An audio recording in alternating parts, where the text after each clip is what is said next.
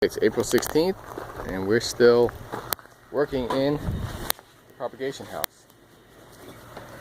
It's Gracie cleaning off some trays, and today we're going to, it's going to be about 60 degrees outside. Everything's growing here. Got new red fire here. It's a beautiful time. Plants are just starting to grow. There's some green inside Salanova, Toscano, kale, our favorite lettuce, which is new red fire, and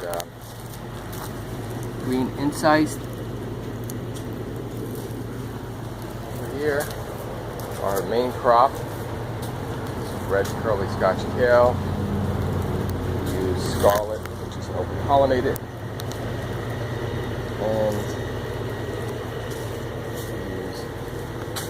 red boar, both together. Of course, the propagation bench today, our goal, as soon as things start growing, here's a sprinter, sweet pepper, really doing well. As soon as things start to grow, we pull them off here. It's not going below freezing in the greenhouse anymore. These tomatoes are just awesome. They're just awesome. These are planted a few weeks ago. What's the date? Well, on 4/1. Today's 4/16, and they are grafted from Johnny's seed, and they are just awesome. They're just taking off. They're so happy. Got 100 of them. They're going to be planted in the tomato house, and they're Bigdenas. They're great, big, awesome, good taste, best tasting tomatoes, and we try to get a jump on them this year. These are our sun goals. So we planted these about the same time. That's what they would have looked like. These were planted about 5 days later than these, but these came as grafts, obviously. But this is what I would have been contending with. These are sun gold cherry tomatoes, and these are paste tomatoes we use. They're Grandero. And we're going to move all of these out from the propagation bench, where it keeps, we've got that set on 80, keeps it to about 60 on the coldest nights. And just give you a little idea what's going on here. We've got a propagation bench. Pull the plastic over at night, and we don't have to use this. I do have it set on a minimum, about 32. We're doing everything organic here. This is what we use, a sunshine mix, natural and organic.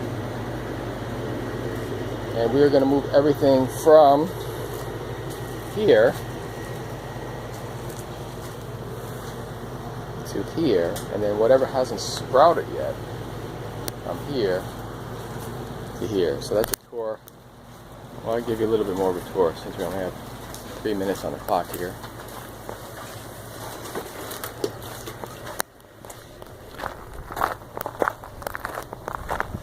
This is what we call the BT house. This is the big tomato house. That's what it's named forever, but it's not going to have tomatoes this year. It's going to have cucumbers. And here's our spinach crop. Figured out why the leaves are turning yellow. They didn't have enough water. Over the winter we thought they'd be fine, but they weren't. We watered them a few times, but apparently it was not enough. Everybody had theories about why the middle ones were so yellow, and everybody's telling me different things like too close together, which, okay, they're close together, but all of a sudden, now that it's warm and we're giving them water, they're popping up. And that's what the new red fire is going to look like. That's what it looks like when it's in full. This survived the whole winter. This is a great salad. Really great salad. Leaf salad. We experimented with Claytonia. You gotta like the taste. One restaurant's been taking it from us. And mainly the spinach, because I knew it would make it. This is a 20 by 50 structure. At night we put the frost blanket over when it's cold. We haven't done it in a while. Look at this. Nice varieties of lettuce. We have mainly regiment. I like regiment the best. It's got these nice arrow-shaped leaves. And here's the fields. Put down our compost on the top of the rows in the fall. What we're trying to do is a back to Eden hack. We've been putting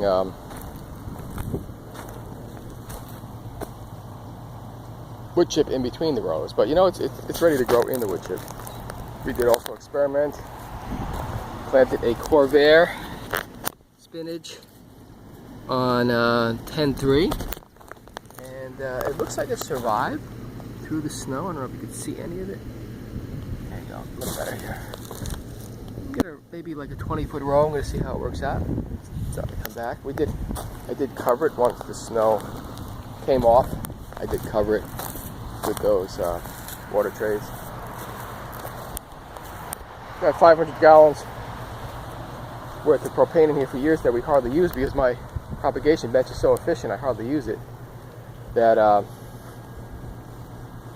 finally caved in and put a new Modine heater in here because we want to get tomatoes. We're up here in the Adirondack Mountains.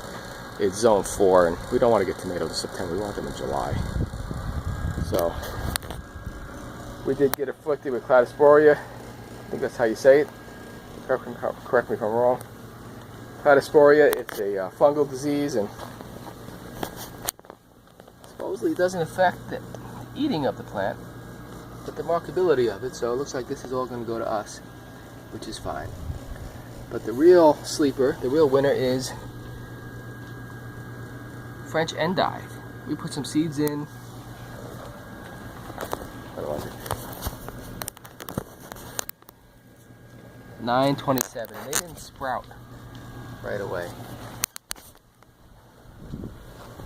Now they are.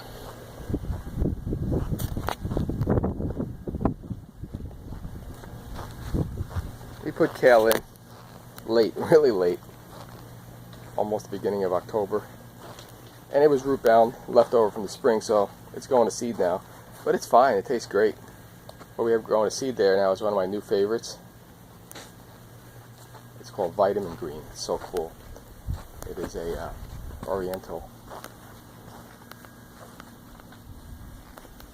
green. Look at it. Tastes so good. Tastes so good. And we did get some of the I transplanted Swiss chard.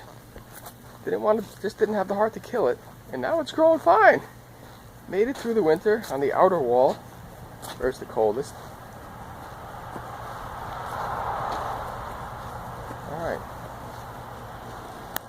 Give you a tour of what's going on. Exciting time in the spring. Very good. Nothing has been planted. We could be planting. We could be planting now. Carrots and kale, but gotta get the beds ready. Because we're gonna plastic all of it. Alright. There's a tour of the Reardon family farm. 416. Beautiful day. Still have snow on the pond. Only got about an acre here, but we're happy with it. Right over. God bless you.